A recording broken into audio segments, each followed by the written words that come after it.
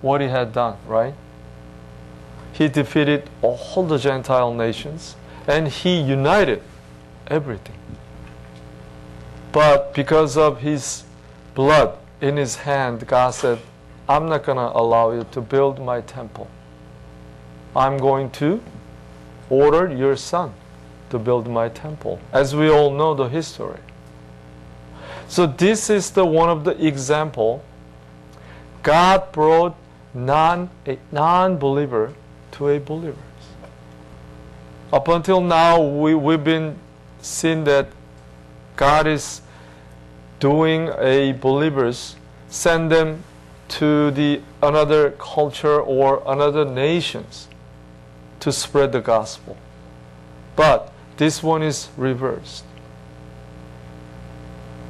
So she heard Solomon's fame and she wants to make sure it is true or not. Verse 6 and 7. You know, verse 6, everything I heard in my country about your achievements and wisdom is true. I didn't believe what was said until I arrived here and saw it with my own eyes. I had not heard the half of it. Your wisdom and prosperity are far beyond what I was told. Now, she saw with her own eyes. This is so true. That's the second reason she came, to find out. Third, she wants to be blessed by King Solomon. Later I'm going to explain to this. But first of all, how did she hear Solomon's fame? How did she? Next one. Mouth to mouth. They didn't have any cell phones. No texting. Nothing was available. Only thing available is a verbal. So the rumor was spread out. And the surrounding nations, they heard what was happening and what the Lord had done to Israelites. So she wanted to make sure. Why? You know, just like non-believers, they wanted to find out about Jesus Christ. So some of them, they come to the church and they have lots of questions. Okay? Go back to verse 2. She arrived in Jerusalem with a large group of attendants and a great caravan of camels loaded with all the valuable things. And when she met with Solomon, she talked with him about everything she had on her mind. So think about that. And then notice that verse 3. Solomon had always had answers for all her questions. Nothing was too hard for the king to explain to her. Have you ever faced this kind of situations? When a non-believer visited you and had a lot of just throwing out a lot of questions about Christianity, God, Jesus Christ, Holy Spirit, and then were you able to answer them back? Why? See, Bible says that it is not hard for king to explain. He answered all the questions back to her. We don't know what kind of dialogue they had. See, to God, it's not important. It's all rubbish. But important point is, Solomon answered every question she had. See, just like the 1 Peter 3:15, we always prepare the answers for those who ask the hope that we have. So do we have that answer in our hearts? Always we are ready to give them right answer. So that's how we should live. Back to, okay, let's check it out. 1 Peter.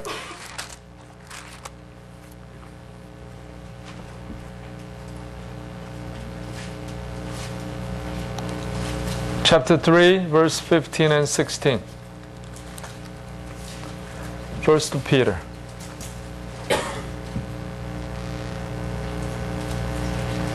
Okay, I'm going to read you. Instead, you must worship Christ as the Lord of your life. And if someone asks about your Christian hope, always be ready to explain it. Under what condition? Notice verse 16. But do this in gentle and respectful way. Meaning that patience. Gentle. Okay?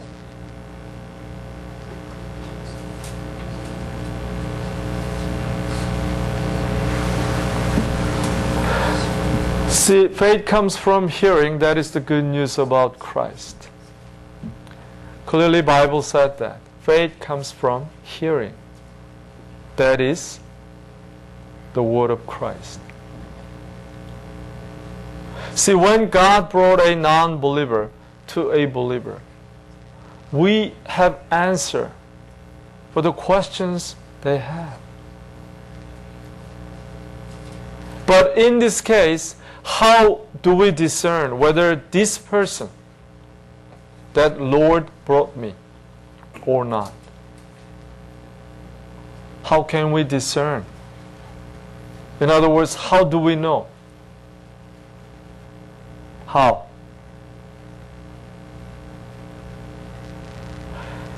You know, even a non-believer who wants to find out who God has a different attitude. They have a deep desire to know who God is. But whoever is not sent by God, what their attitudes are like? They're twisting the word, right? They just ask, for example, this kind of questions. Why do you believe December the 25th is the birthday of Jesus? It doesn't matter when he was born. The important fact is that he came to this world in a human form. So, whoever has a deep desire to know God is different. They ask different questions, just like Queen of Sheba. We don't know exactly what kind of questions or dialogues they had between Solomon and Queen of Sheba, but fact is that God put this word. Solomon had every answer for her every questions. So indirectly we knew that how patient Solomon was. And he showed a gentleness and goodness to her through him. So that's the different attitude for believers when God brings a non-believer. So we must prepare our hearts because we don't know what kind of questions they are going to throw out. And they want to watch how we respond, what kind of words that we're going to use, what kind of expressions we show on our face. You know, sometimes we are so mad at their kind of questions, so my face turned into red. Then they will stop.